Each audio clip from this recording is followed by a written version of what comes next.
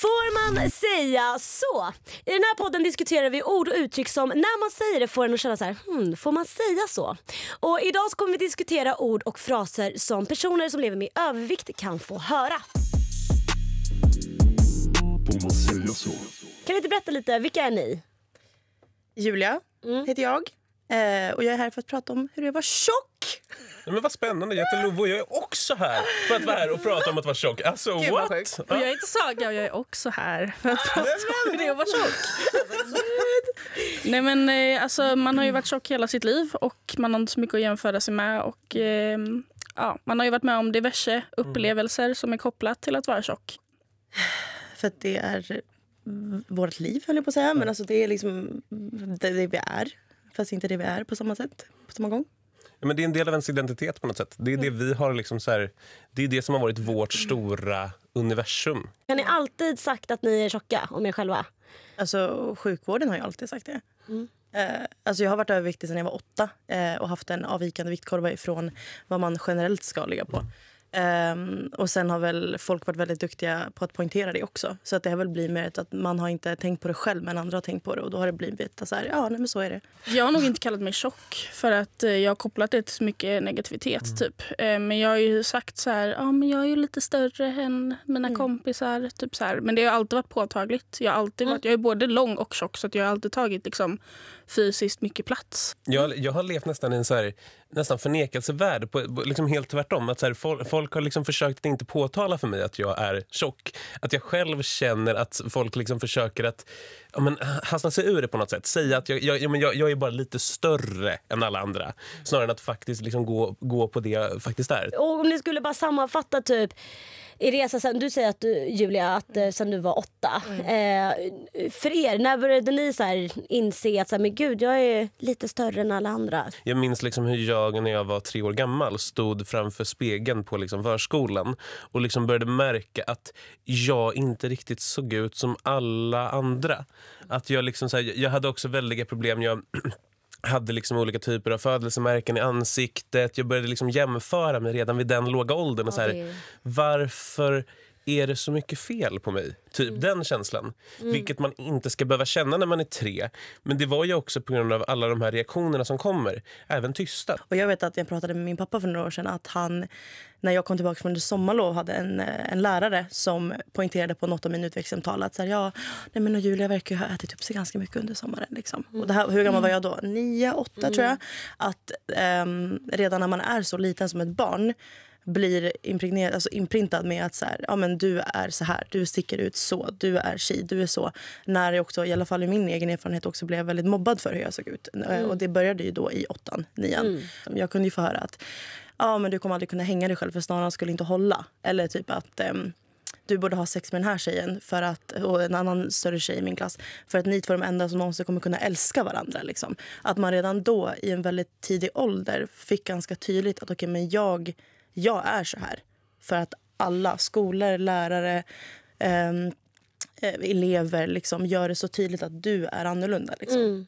Men har ni haft det lätt i skolan så här, eller har folk varit elaka mot er, Love, Saga? Jag hade det ganska lätt upp till typ 7:an. Och i 7:an så började jag bli mobbad. Liksom. Och det var massa andra grejer som var anledningar till det. Liksom konflikter och sådär. Men det som alltid det var ju att det var mobbning och påpekan om min vikt. Liksom. Och att jag var tjock och fet och gris och kossa och det gick så långt liksom att folk typ muade när jag gick förbi och det var någon i min klass som typ gjorde någon videoredigering där man jämförde mig med Greta Gris och sånt där.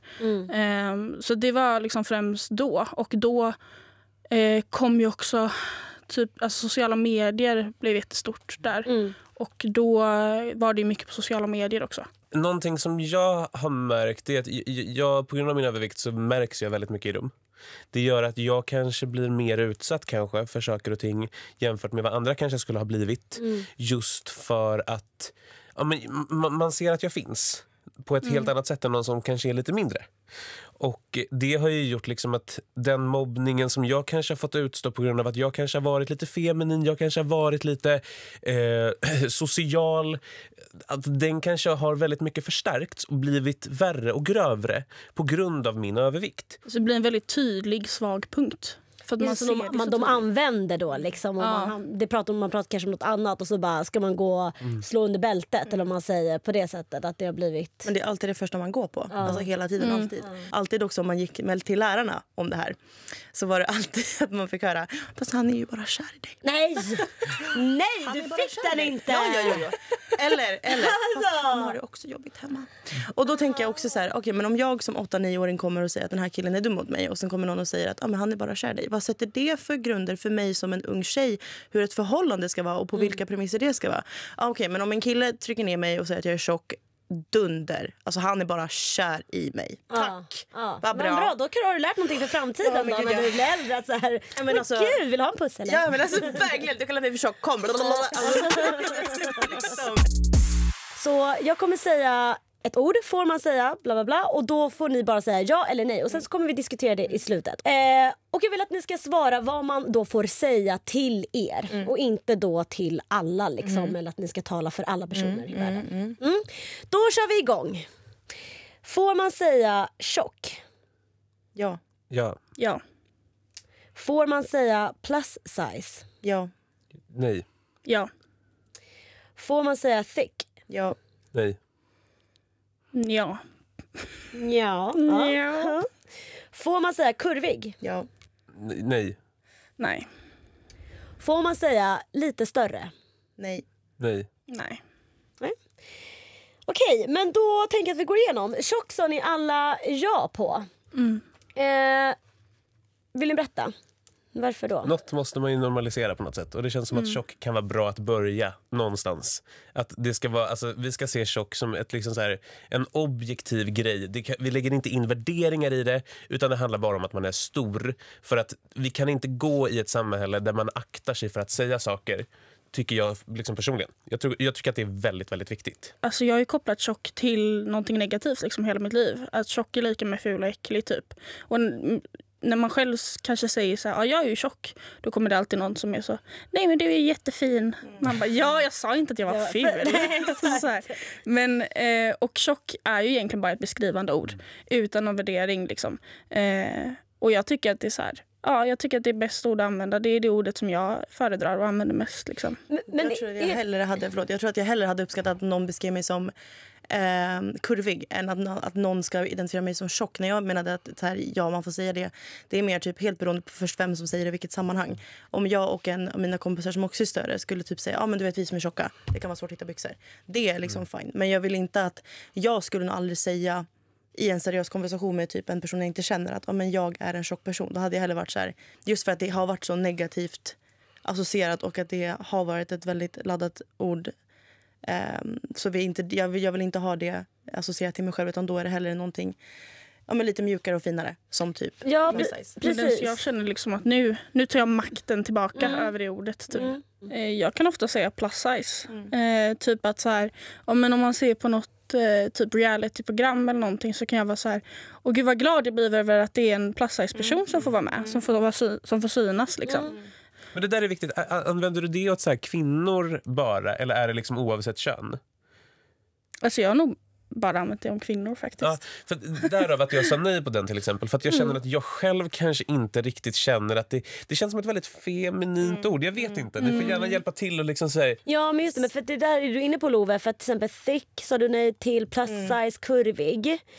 Är det för att de är lite feminint kopplade då? Men dels så tycker jag att de är lite feminint kopplade. Dessutom har vi liksom så här, kurvig till exempel. Det lägger jag in en lite så här, inte sexuell, men ändå liksom så här, lite mer så här, alltså, kvinnor har ju liksom generellt i samhället, upplever jag som man i alla fall, finns en liksom så här, man vill kanske gärna att kvinnor ska vara lite kurviga, man vill att de ska ha stora bröst, stor rumpa och så vidare. Det idealet finns inte riktigt hos män på samma sätt. Det är i alla fall min uppfattning som lever som man i samhället, att så här, det är liksom, det är ingen som matchar med mig på en datingapp för att jag har stora bröst, om man säger så. Det är liksom så här, det har aldrig hänt, kommer aldrig hänt. Det är ny fetisch kommer snart. Ny fetisch kommer snart. Kommer snart. Jag vill hör här, jag vill bli kallad för Love. Faktiskt. Crazy. Alltså, det hade jag mått bäst av. Menar du att du är mer än din övervikt? Jag känner att jag är lite mer. Kanske inte, alltså, så här, kanske inte storleksmässigt. Det är liksom det största jag går runt och bär på, absolut. It doesn't get bigger than this. Men det är liksom, det hade varit kul. Man vill ju liksom inte. Det är inte som att jag när jag söker jobb sträcker fram handen och bara: hej, här är Love, tjockisen Adriansson. Vad kul. Nej, händer aldrig. Men sen är det väl också att jag tror att man måste ta bort att så här, ja, jag är överviktig. Men sen är det också så här, ja, men jag är jag med fett på kroppen. Jag är inte fet. Jag har fett på kroppen. Att man inte kanske ska för mycket, eller jag försöker i alla fall att inte identifiera mig alldeles för mycket med det. För att det blir också, ja, men jag är ju fortfarande jag. Ja, men som har fett på men kroppen. Precis, för vi liksom. pratade i början av det här samtalet så sa ju nästan alla så här, ja, men jag har varit det tjock hela mitt liv och det är lite av min identitet. Så på något sätt så är ju det är det också att det är en del av identitet, eller hur, vad är det för skillnad? Alltså det känner där? jag. Alltså jag känner att så här, typ om jag hade gått ner massa i vikt och blivit en smal person så hade jag typ inte känt igen mig själv. Eller liksom, för att jag tänker att det är en del av min identitet att vara tjock. Typ så här. Och jag trivs som tjock. Alltså jag har inte några större problem med det idag. Liksom. Så därför är det så här, om jag skulle gå ner jättemycket i vikt och bli smal liksom, hade det varit saga? Hade det varit samma saga då? Liksom? Ja, det hade det kanske varit. Men det är ju också skillnad. Typ. Men är det också kanske för att det är er personliga erfarenhet och liksom livshistoria att ni har fått leva då ett liv där det har synts, alltså att det har synts, eller man ska säga att samhället har sett er på ett sätt och då blir det som att det blir en del av ens identitet. Ja, alltså jag tror att man blir behandlad jätteannorlunda om man är smal. Alltså typ bara, jag märker ju väldigt tydligt typ så här, men när jag är ute med mina kompisar, då har det hänt flera gånger typ att killar vill prata med mina kompisar och sen så när jag börjar säga någonting så avbryter de mig, eller att det är så här, det är väldigt tydligt att de inte vill prata med mig. Och det har även varit så här att typ när vi har dansat på klubben så har killar typ ställt sig framför mig och ställt sig i vägen för mig liksom. Så då kanske det är ändå så här, för jag tänker de som kanske lyssnar, för att nu har vi diskuterat ordet tjock. Och nu är det verkligen det ordet som typ har etablerats i det här samtalet, att det är okej att säga tjock på något sätt, och att ni använder det ordet väldigt mycket nu om er själva. Kan det göra att folk får en bild, okej, men då är ju tjock okej, så då kan jag också säga tjock även om inte jag är tjock, eller? Fast det är också vi själva som säger ordet, tänker jag. Alltså bara för att om jag skulle ha en konversation med en kollega exempelvis och jag säger, ja, men jag som är tjock person, lalala. Det är ju inte hennes frikort att säga det ordet. Får man säga vad smal du har blivit? Nej, absolut inte. Absolut inte. Det var en Stopp. säker. Nej, ja, varför är det så stopp på den? För att då blir det ännu en gång att man fixerar sig vid hur en person ser ut. Och det är också så att du vet inte varför jag blir smal. Är jag psykiskt deprimerad? Alltså mår jag dåligt? Svälter jag mig själv? Har jag opererat mig? Har jag gjort slut med min flickvän och inte får i mig någonting? Alltså du vet aldrig varför en person har gått ner. Alltså jag fattar bara inte varför man ska kommentera folks kroppar överhuvudtaget. Nej, men för jag har ju varit tjock hela mitt liv. Men sen så typ för några år sedan så mådde jag jättedåligt. Och då gick jag ner jättemycket i vikt. Och jag var inte smal, men jag gick ändå ner väldigt mycket. Och då fick jag höra det rätt ofta. Ja, men vad du har gått ner och vad fin du har blivit liksom, och sådär. Och då var jag så här, ja, tack. Alltså typ så här, för att det var ju inte en bra anledning till att jag gjorde det. Det var inte hälsosamt på något sätt liksom. Utan det var bara för att jag var så deprimerad att jag inte kunde äta liksom. Och då blev det bara så här konstigt att höra det.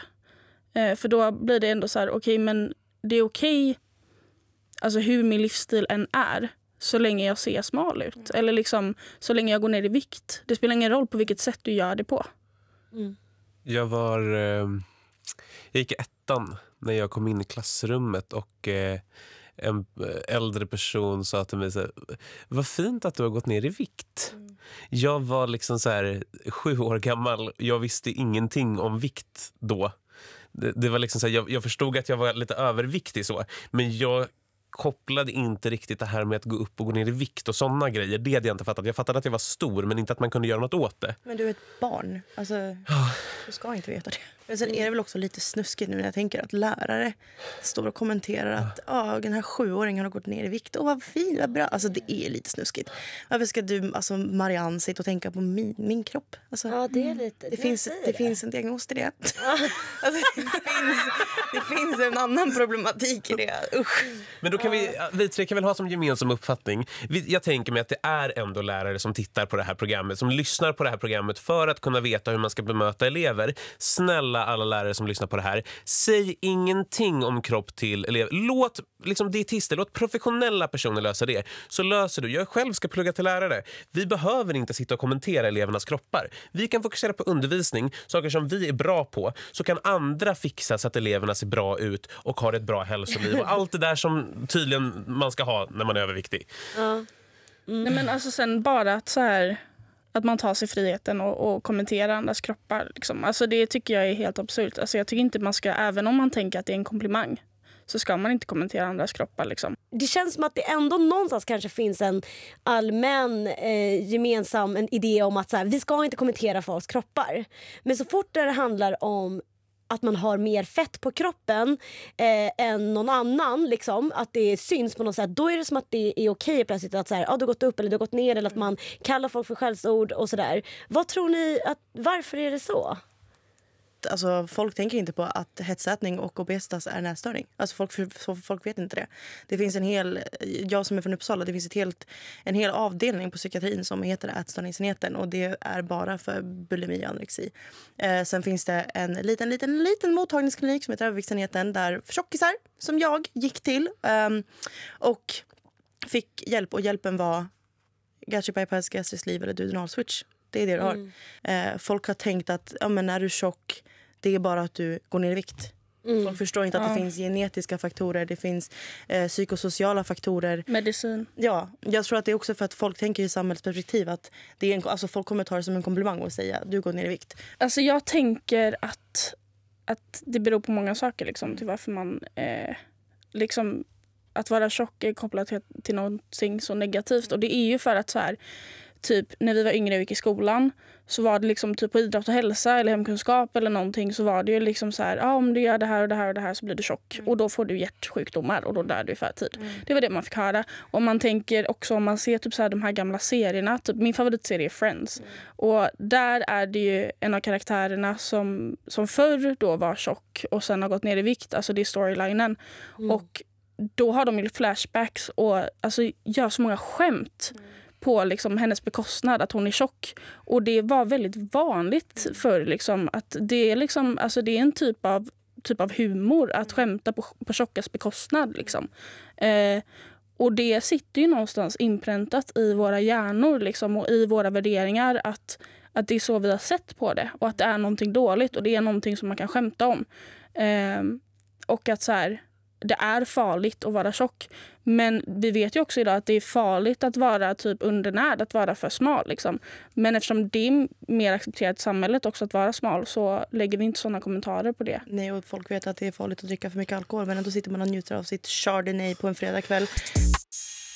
Jag tänker vi ska gå vidare nu till nästa fråga. Får man säga det är ett val att vara tjock eller smal? Nej. Kan jag säga ja och nej? Jag lägger mig i mitten. För det beror helt på sammanhang och det beror helt på compliance till personen själv. Okej, men vi börjar med er som säger nej då först. Ja, ni som säger nej, Love och Saga. Jag har levt ett väldigt restriktivt liv de senaste åren. Jag äter inte på någon av de 3 liksom så här, snabbmatskedjorna som finns i Sverige. De har jag inte ätit på sedan 2018. Jag dricker liksom inte vissa produkter, jag äter inte vissa produkter. Att jag är överviktig beror inte på att jag inte försöker gå ner i vikt. Jag vill inte vara överviktig på grund av alla de olika normer som finns i samhället, på grund grund av alla de kommentarer som jag får. Jag kan inte gå ner i vikt. Det går inte, det är fysiskt omöjligt. Jag har gått hos viktdoktorer sedan jag gick i 2:an i liksom grundskolan. Det är inte ett val för mig att gå ner i vikt. För att hade jag fått välja det hade jag gjort det alla dagar i veckan. Även om jag älskar att vara stor, även om det är en stor del av min identitet, så begränsar det mig så otroligt mycket i mitt liv. Ja, alltså man vet ju inte anledningen bakom till att någon är smal eller tjock eller whatever liksom. Alltså det, när det gäller att vara tjock, alltså det kan ju bero av massa olika saker. Gener, alltså men som du sa förut, gener och medicin och psykisk hälsa och sådär. Och du kan också leva en jättehälsosam livsstil och fortfarande vara tjock, för att det är bara jättesvårt för vissa att gå ner i vikt. Och det är samma för typ vissa smala, det är jättesvårt att gå upp i vikt liksom. Och det är inte så simpelt att alla tjocka äter hamburgare och pommes till middag liksom, och bara ligger på soffan. Alltså jag har ju varit överviktig sedan jag var 8 enligt den här heliga lilla viktkurvan som är på min vårdcentral. Och då när jag var 17 så och dessförinnan ska nämnas att jag via min vårdcentral gick hos deras överviktsenhet och liksom, för jag spelade också fotboll i 12 år, så jag var ju liksom fysiskt aktiv hela livet, men jag var alltid, även om jag nu när jag ser på bilder på mig själv inte var tjock, liksom visste att så här, jag har en genetik med mig där väldigt många i min familj lider av obesitas. Så gick jag till vårdcentral och fick liksom träffa fysioterapeut, jag fick träffa dietist, jag fick kostschema. Sen när jag var 17 så skrev min vårdcentral en remiss till Akademiska sjukhuset i Uppsala där man fick gå hos barnöverviktsenheten, och då fick jag träffa jag tror att det var en sån här ämnesfysiolog, och de hittade inget fysiskt fel som förklarade varför jag har svårt, alltså inget problem med min sköldkörtel eller någonting, utan de hittade att på grund av din genetik så kommer du ha svårt att gå ner i vikt. Och mitt största problem var att jag hade svårt att vidbehålla en typ av motivering. Och vill också poängtera att det här hade aldrig någonting med att jag inte tyckte att jag dög eller var fin som jag var, utan det här var bara för att jag vet hälsoriskerna. Jag vet att jag som kvinna kan ha problem att få barn när jag blir äldre, och jag vill gärna ha barn. Jag kommer att med mitt jobb liksom ta ännu mer fysiskt stryk. Så därför liksom började den här karusellen snurra från första början. Men då fick jag då som 17-åring rekommenderat att vill du så kan du få en remiss för att få göra en gastric bypass. Och jag kände att nej, men jag är 17 år gammal. Jag vill liksom inte lägga mig under kniven för det här nu. Jag är bara barn. Och det var mitt i gymnasiet. Så då la jag det där på is. Och sen 2022 tror jag så tog jag upp det här igen och pratade med min läkare. Så då var det en utredning i 2 års tid över det här. Och man fick träffa psykologer, dietister och sjuksköterskor. Och liksom man fick verkligen tänka igenom det här. Vad har dina tankar varit över den operationen? Har det varit jobbigt på något sätt för dig? Alltså det har varit jobbigt nu i efterhand. Jag har alltid haft en väldigt hälsosam relation till min kropp och tyckt att jag har varit hur fin som helst. Men jag har aldrig haft så mycket problem med min kropp som jag har just nu. Just för att jag märker att jag blir hyllad och jag har gjort mig själv en jättekänslig till andra människor. Och jag märker så tydligt att folk har stört sig mer på hur jag ser ut än vad jag någonsin har gjort. Den tuffaste perioden var inför operationen så skulle du fasta. Så du skulle gå på ett visst kalorier för att du skulle gå ner ett visst kilo inför operationen. Och jag mådde så fruktansvärt psykiskt dåligt. För att det var det att så här, du ska ner hit, annars blir inte operationen gjort. Jag var så viktfixerad och jag kände att helt plötsligt så de här 3 siffrorna som stod på vågen, det var hela min identitet. Jag vägde mig slaviskt 10 gånger om dagen. Jag hade kompisar som fick komma och väga eller gömma vågen. Jag kunde inte vara själv för att då satt jag i mitt eget huvud. Och det är också därför jag också tagit mitt ansvar nu att jag vill prata med en psykolog om det, för att jag hänger inte riktigt med psykiskt i det. Saker händer med min kropp som jag inte känner igen. Överskottshud, folks kommentarer. Mer också så här, vem är jag om jag skulle vara smal? Men jag har haft jättemycket skuld också kring att jag har gjort en bypass. Just för att jag är rädd att folk ska tänka att man tar den lätta vägen. Och jag kan säga med korten i handen att det här är långt ifrån den lättaste vägen.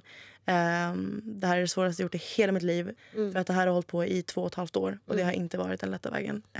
Så att det här är det jag menar med att ja, du har ett val. Men du har också inte heller ett val. För du kan inte göra någonting åt din genetik och din metabolism eller någonting.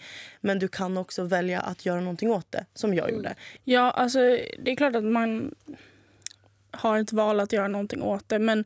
Men som sagt så kan det ju vara svårt liksom. Gud, ja.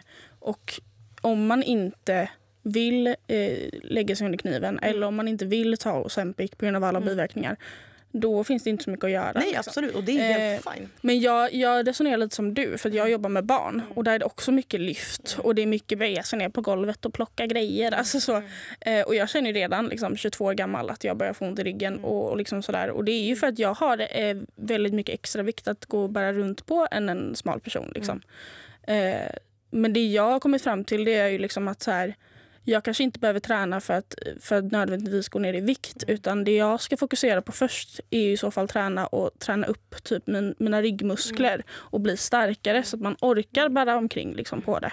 Alltså jag är jätterädd för att gå till gymmet. Ja. Alltså, Men för att det är typ ångest varje gång. Alltså det är ångest varje gång. Och jag bara, okej, men nu måste jag, för jag har ju tänkt att i år ska jag börja gymma och träna upp då. Och så bara, okej, då måste jag typ så här researcha alla gymmen. För jag måste kolla vilket gym är mest accepterande. Vilket gym har mest typ alla, alltså representation och alla kroppstyper. Så att det inte bara är de här hunkiga grabbarna som står och dömer en och bara, aha, ska du gå ner i vikt nu? Alltså så här, för att och man är jätterädd. Och jag tror, alltså jag vet ju att det är sant att det där finns liksom. Men sen så är det ju mycket i huvudet också på grund av allting man har fått utstå. Du, Love, sa innan så här, men jag försöker gå ner i vikt. Det är av på grund av hälsan och så vidare. Samtidigt som vi diskuterar om att man kan vara hälsosam och det är okej att vara överviktig. Alltså hur går diskussionen där om att så här, hur man ser ut, att vara överviktig, det är okej, man kan vara hälsosam, eller vill man alltid gå ner, eller vad?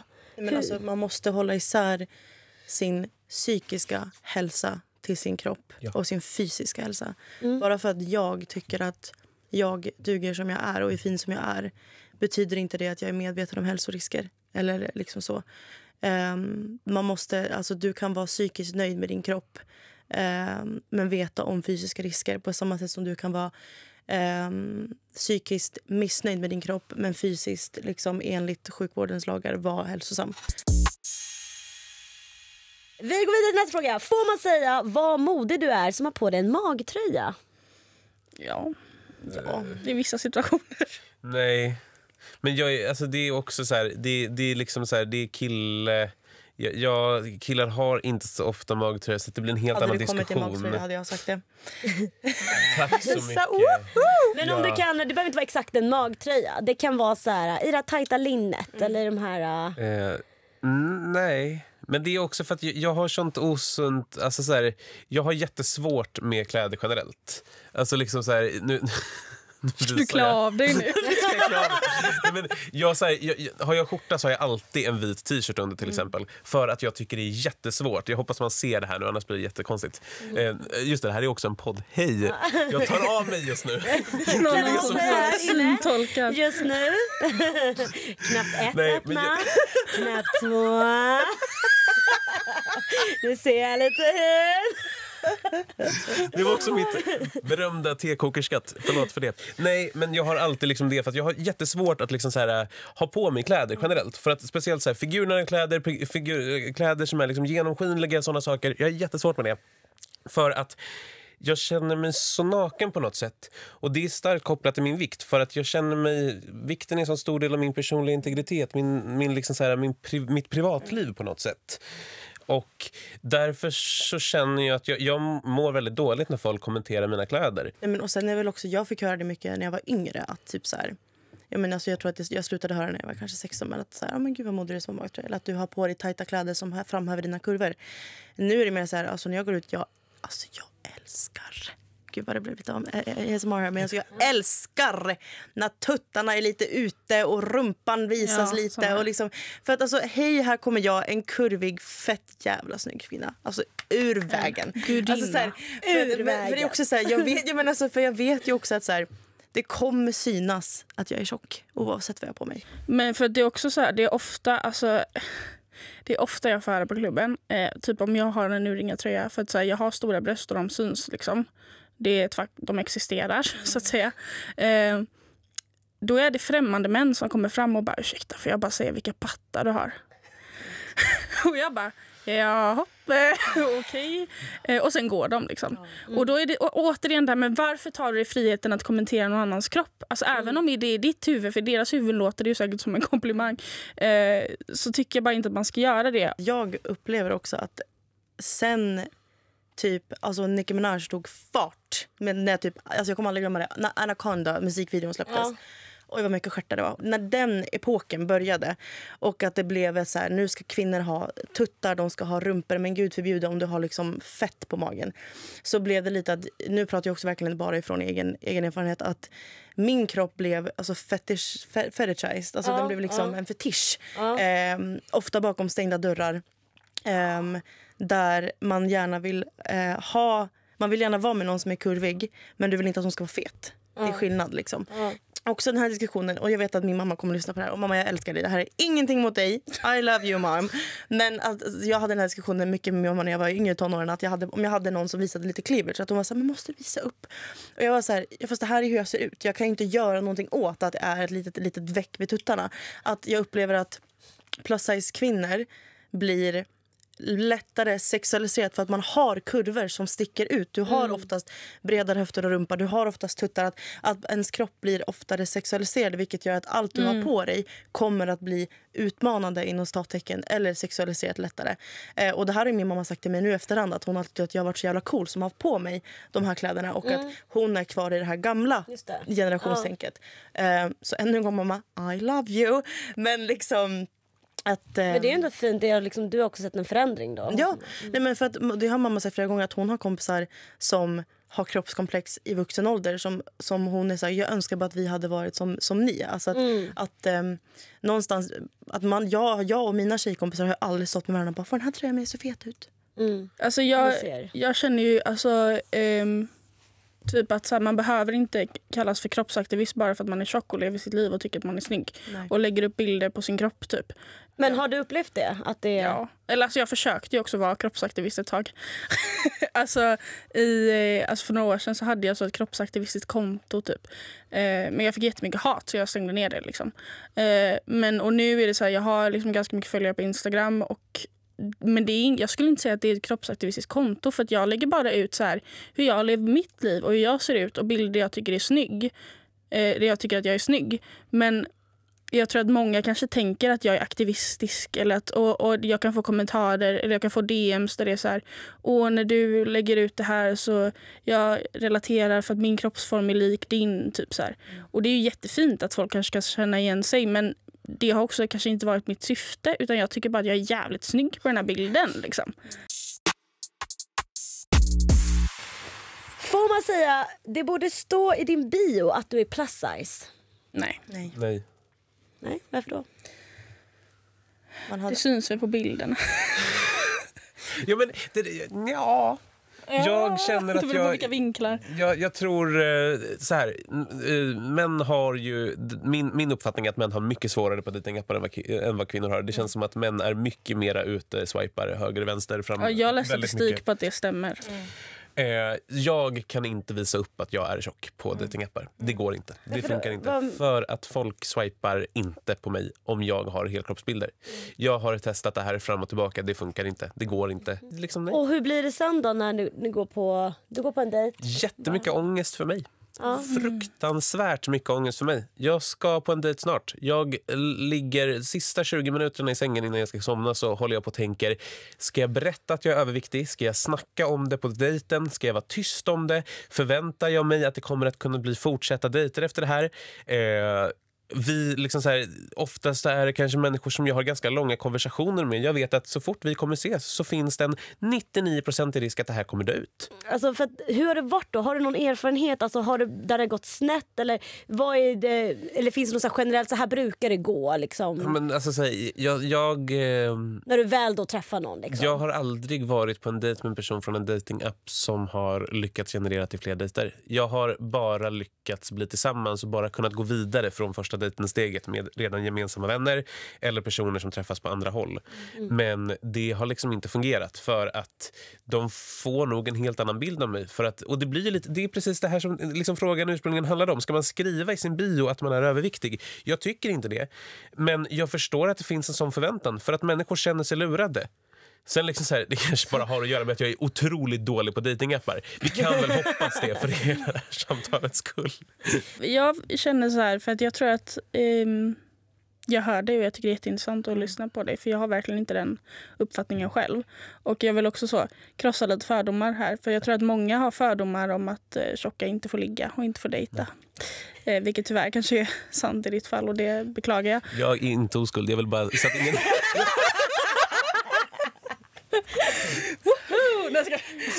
Saga, det verkar som att du bygger upp till någonting riktigt smaskigt här. Vad är det du? Hur mycket ligger du? Min mamma kommer lyssna på det här. Nej men alltså jag tror att det är fördomar som folk har. Typ. Alltså, om jag säger så, om man typ kör en dryckeslek någon gång och så är det så här, då ska man säga sin body count och säga min body count och folk bara, jaha. Jag måste bara flika in och säga att det är jättebra att du gör det. Jag kan bara liksom så här, när man har snackat om så här sex bland sina vänner, då har jag liksom så här, bara i mitt kompisgäng så här, när folk har frågat mig, ja men har du legat någon gång? Och jag bara ja, och jag får sitta och försvara att jag har haft sex i 5-10 minuter för att det blir ju också en sån här förväntan på, jag är ändå liksom så här, det är helt okej om man inte har legat, det vill jag bara vara tydlig med. Men det blir Public också service. ett slags problem. Ja. Det är okej att vara Det är okej att vara oskuld, absolut. Men det blir ju också någonting så här, när alla i ens vängrupp har legat med någon, då vill man inte heller vara outsidern, speciellt inte om man har legat, men de alltid ser ner på en för att man inte har det. Det är så otroligt förnedrande. Eller förlåt, men det är otroligt, alltså, vad säger man, släp. Alltså inte tvärt emot en komplimang. Jag tror att för jag har varit på datingappar i väldigt många år. Jag tycker det är skitkul att dejta. Jag älskar att dejta. Och där är det så här, jag tänker innan en första dejt i mitt huvud så här, tänk om den blir besviken. Jag tycker själv att jag typ är catfish. Alltså, jag tänker att jag är catfish typ. Och att så här, ja, nu kommer den bli besviken, bla bla. Men det har faktiskt aldrig hänt mig. Utan det är ofta som personer vill gå på en andra dejt och inte bli besviken. Men någonting som också vi pratar om, det är att det är en typ att gilla tjocka personer. Och jag känner ju också så här, jag vill inte heller begränsas till att vara en typ. Utan jag är så mycket mer än att jag är tjock. Liksom. Jag har en personlighet, jag är asrolig, jag är asschysst. Liksom. Alltså så... Är du en person? Ja. Men så kan jag också känna att jag tror jag såg det på TikTok där det var en tjej som var så här, always good enough to sleep with but never good enough to be in a relationship with. Ja. Att det är väldigt alltså nu vill jag också poängtera att jag är självmant singel för att jag orkar inte. Alltså jag orkar inte dejta. Jätteroligt men jag orkar inte. Jag är lite på en self-healing era. Men jag vill inte vara någonting som ska vara bakom stängda dörrar. Jag har också upplevt att om man typ avviker eller alltså rejectar en kille på krogen eller whatever, så brukar mäns ganska instinktiva svar tillbaka vara så, men du är tjock. Förlåt att men jag har aldrig hört någon säga någonting om hur mitt ansikte ser ut. Utan det är alltid det första de går på, du är tjock. Det har aldrig varit någon annan som har poängterat någonting med mitt utseende. Varken mitt hår, mina ögon, mitt ansikte, mina fötter for all I fucking care. Men det har alltid varit, du är tjock. Men där kommer det där igen, att så här, det är någonting man känner sig... Ja men alltså alltid under bältet liksom. Ja. Men det tycker jag är så det är liksom så här, det är det enda jag är glad över att för jag upplever att kvinnor har mycket svårare att kunna säga såna där saker i affekt. Nu ska vi inte hålla på och reda om mitt manshat, men alltså så här, det är liksom, det är så skönt att leva i en värld där jag liksom så här, det jag får när jag är liksom, håller på och dejtar och så ska bli rejectad av kvinnor, det är framförallt ghostning. Jag har liksom aldrig fått höra den typen av kommentarer i dejtande sammanhang. Det är ju såklart också så här, det blir ju också väldigt läskigt, men det blir också väldigt svårt att ha den här tystnaden, för att då vet man inte riktigt vad det beror på, förmodligen på grund av att jag har bröst. Men liksom, det är fortfarande så här att det blir en helt annan sak när någon säger det rätt ut i ansiktet som du beskriver. Och jag blir så himla illa berörd på hur män kan vara så idiotiska och säga såna där saker. Men det är ju att de blir kränkta. Alltså. De blir kränkta för att man säger nej, och då är det de säger. Liksom. Och jag tänker så här att åter till frågan att om man skulle gå på dejt med någon och personen är tjockare än vad du tänkte, och det attraherar inte dig, för det också är ett faktum att man inte är attraherad av alla liksom, och det är inget fel att inte vara attraherad av tjocka liksom. då säger du inte, du borde ha i din bio att du är plus size typ, utan då har man en astrevlig dejt och sen säger man nej men jag kände inte kemin eller det klickade inte och så hörs man inte. Man kan säga det på så många mer najsiga sätt. Är det någonting som ni vill att en lyssnare ska bära med sig från det här avsnittet? Någonting så här, ja, det kan vara så här, säg inte det här, gör det här eller säg det här, eller är det någonting som, eller någon tanke? Alltså bara sluta kommentera folks kroppar liksom. När ska det, eller mer en sån här retorisk fråga, när ska det sluta vara liksom? För det var någonting jag sa till min mamma, att den här generationen har kommit väldigt långt med saker, att liksom normalisera och acceptera saker, men det kommer ta alltså, så många år innan det här inte är ett ämne som kommer vara det ämnet det är liksom. Av 3 tjocka personer så är 0% oskulder, det kanske vi också ska. Och vill du som har lyssnat ha mer av Tänk till, glöm då inte att följa oss på TikTok, Insta och YouTube. Och har du ett ämne som du vill att vi ska ta upp här på Tänk till, då kan du alltid DM oss på Insta @tanktill.